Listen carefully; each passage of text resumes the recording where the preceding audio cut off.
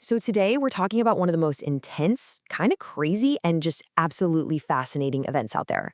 It's a sailing race around the world where the first rule is basically to throw all modern technology right over the side. I mean, really think about it. Could you do it?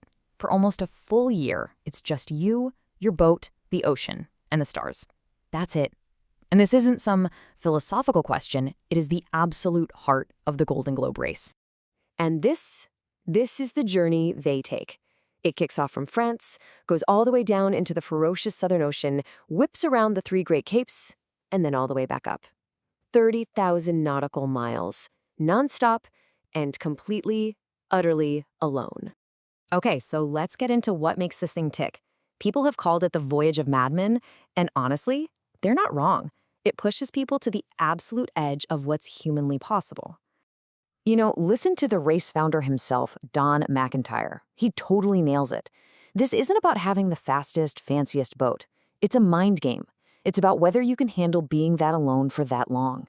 It's a human drama, way more than it's a sporting event. And the rules, well, they're what make it so incredibly hard. Solo? Yep, just you on board. Non-stop? You can't just pull into a port when things get tough. And unassisted? That means no help from anyone for anywhere from 200 to 300 days. You're on your own, period. But here is the real kicker, the thing that makes this race one of a kind. It's not just about sailing around the world. It's about doing it just like they did back in 1968, the year of the very first race. So what does that actually mean?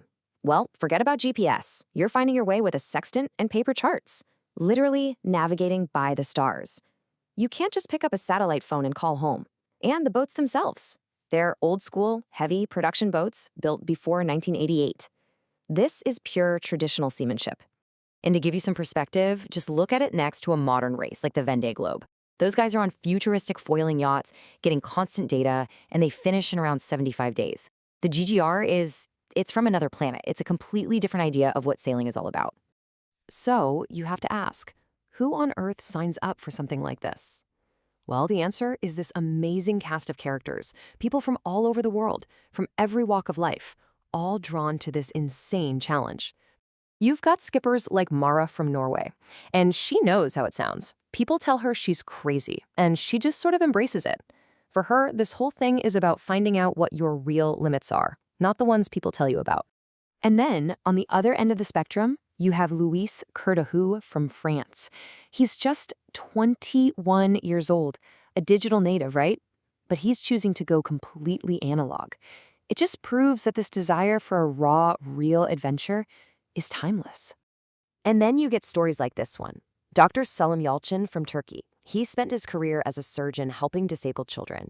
He's already an incredibly experienced sailor. But for him, the GGR is like the final personal Everest, the ultimate challenge after a life of purpose. So to really get a handle on the kind of commitment we're talking about, we're going to zoom in on the journey of just one of these sailors, American skipper Erden Eruç. His race just to get to the start line is a story in itself. Now, Erden is no stranger to epic adventures. I mean, this is the first person to row across 3 different oceans. But even with that on his resume, he had to build his solo sailing experience from the ground up just to qualify for this race. Just look at this timeline. This is years of nonstop work. The race isn't just the 9 months you're out on the water. It's the thousands of miles and the endless hours of refitting your boat that come way before you even hear that starting gun.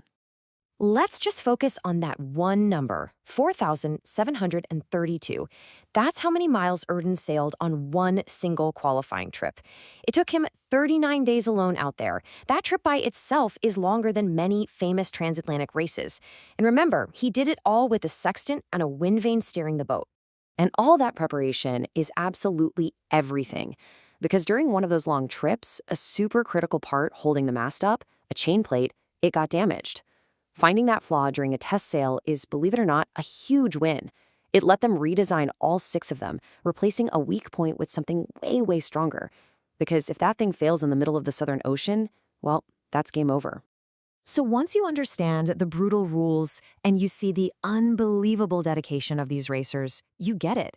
This isn't just another race. It's a truly monumental human story about to unfold.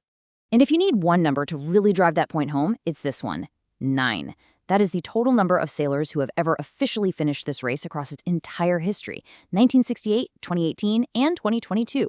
Out of 44 people who started, only 9 made it all the way around. The rate of attrition is just staggering. So in the end, the Golden Globe race is so much more than a competition. It's a choice, a deliberate choice to step back in time to try and connect with a purer kind of adventure. And it kind of forces you to ask, in this age where we're always connected and have all the answers in our pocket, what can we actually learn when we have absolutely nothing to rely on but ourselves?